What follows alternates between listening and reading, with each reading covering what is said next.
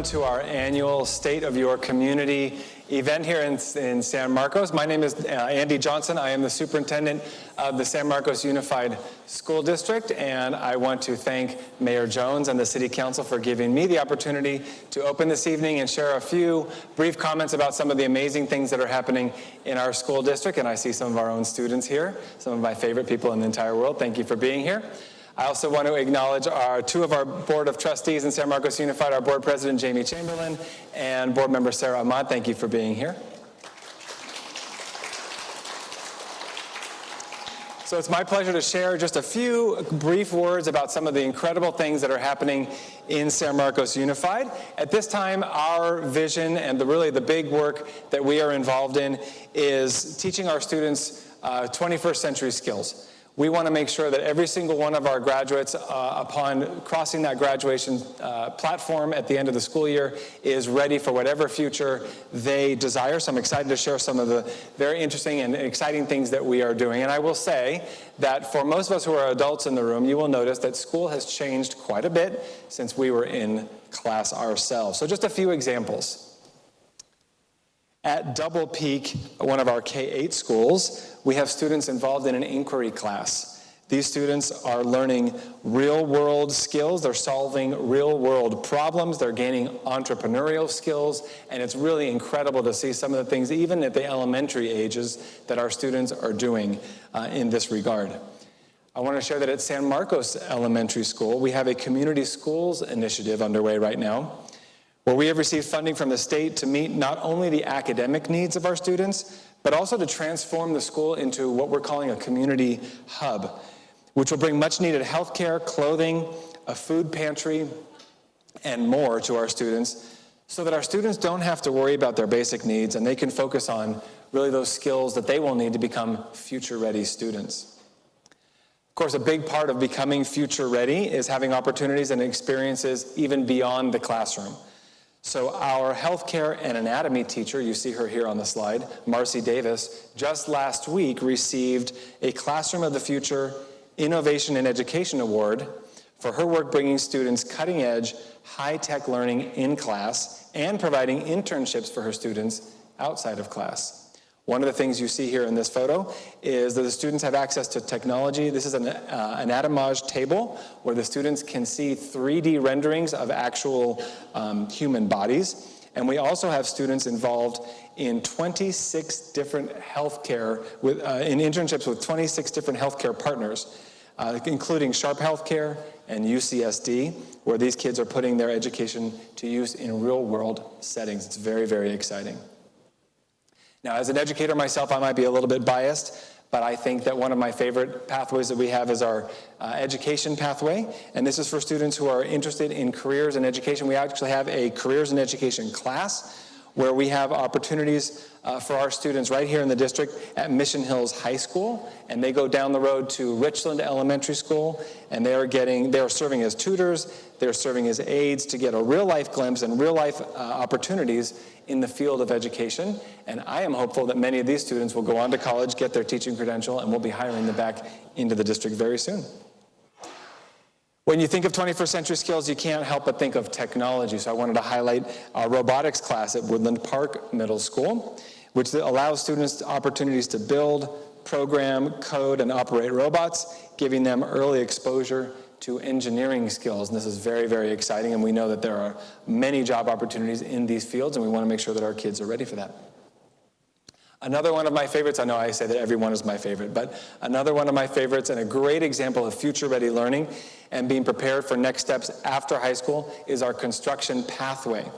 The teacher here, Chris Geldert, recently received the College and Careers Pathway Educator of the Year Award for teaching students construction skills and for putting their skills to use in real-world applications. I'll tell you what these students do. These students actually build tiny homes. And when they are complete, They donate these homes to organizations like the Wounded Warriors, where we'll actually have a wounded veteran living in one of these homes. And if you go and you watch, these students do everything from the framing to the siding to the roofing to the tar paper to electrical to plumbing, and there are real wounded veterans living in these homes. I don't know about any of you. I remember when I was taking wood shop in the 1980s, I put 2 pieces of wood together and called it a book stand and gave it to my mother for Mother's Day, and that was pretty much everything I did. So what these students are doing is way far beyond what we're all experiencing. It's very, very exciting. So as you can see, education in San Marcos Unified really has changed because the world around us has changed, and we need to be constantly keeping up with that and making sure that our students are future ready. And there are some things that don't change. We understand that the people who make up San Marcos Unified must be healthy first, and that includes our mental health. So I think we can all acknowledge that the mental health needs have been on the rise, and the pandemic only made things worse, specifically for our youth. So this is why we are so proud of a new mental health program that we launched this January in partnership with the City of San Marcos. We were at the City Council yesterday providing an update. Very excited about this program that we're calling Let's Face It Together.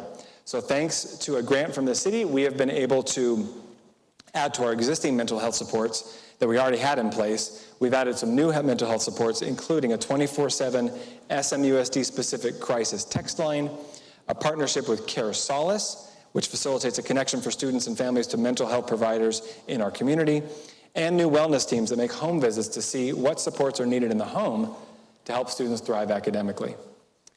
To raise awareness for the program, we have a Let's Face It Together campaign and materials throughout all of our 19 campuses to ensure that staff, students, and families understand these supports that are available, and most of all, understand that they're not alone in their struggles, and they don't have to face their mental health challenges by themselves. We're all here to help face it together. You see here on the slide a few stats just from the first quarter of 2023, so it's very impressive, the work that we're already doing, and again, thank you to our City Council and to our Mayor for your support. In addition to these very exciting programs to help our students succeed academically, we've also been hard at work creating 21st century learning facilities for our students, including, as many of you have probably seen, our new Richland Elementary School, which opened in January. We're very, very excited about the campus there. It offers 5 state-of-the-art multi-level buildings with collaboration spaces, a gorgeous new library. The playgrounds will be finished this summer, and then the students will have a complete campus that is absolutely cutting edge and 21st century. Speaking of playgrounds, we also have completed 2 brand new Nautilus-style playgrounds at Joliet Elementary School this year. Those students are very, very excited about their new play structures. We are finalizing the final phases of our construction on 2 new kindergarten buildings at Double Peak School, which will now provide, again, 21st century facilities for our youngest learners. And another one I'm particularly excited about is that on June 1st, we will be doing the official ribbon cutting on our brand new reconstruction of our ag farm up Twin Oaks Valley Road, which actually speaks to some of the roots here of our community in San Marcos. And this will bring 3 state-of-the-art barns that will allow students to continue their FFA programs and allow them to learn about vet science and further our agri-science pathway. So it's just amazing the kinds of things that we're able to provide to our kids. I'm very, very excited about the opening of the ag farm. I want to say that all these exciting programs and these facilities would not be possible without the disciplined and prudent fiscal stewardship of our resources. So with a brand new leadership team in place in our district and with the support of our amazing Board of Trustees, we're proud to have addressed structural deficits in our budgets, and we've created a balanced budget that has earned us an upgraded Moody's credit rating that happened earlier this year. So this again speaks to the determination of our leadership team and our governing board to ensure that we're in a healthy financial position both in the short and the long term, and that's something I think the whole community can be proud of. So to kind of finalize my comments for this evening, I just want to share that I often say that in SMUSD, schooling doesn't happen to the students, but it happens with them. Do you guys see yourselves on these slides? There they are. You're going to see yourself in just a second.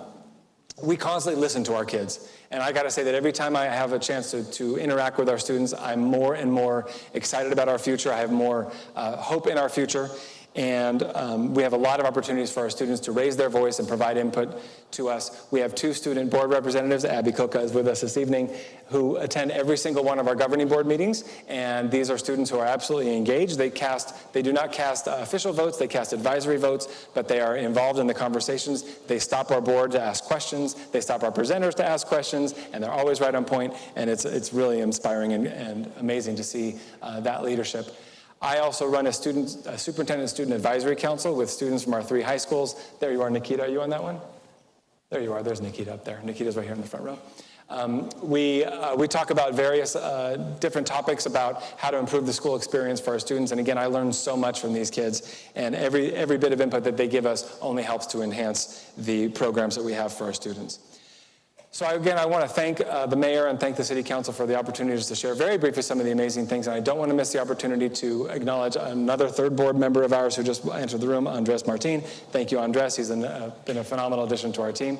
So thank you to our board of trustees for being here. Thank you to all of you for giving us the opportunity to share some of the amazing things that are happening in San Marcos Unified. And with that, I will invite our mayor up to the podium.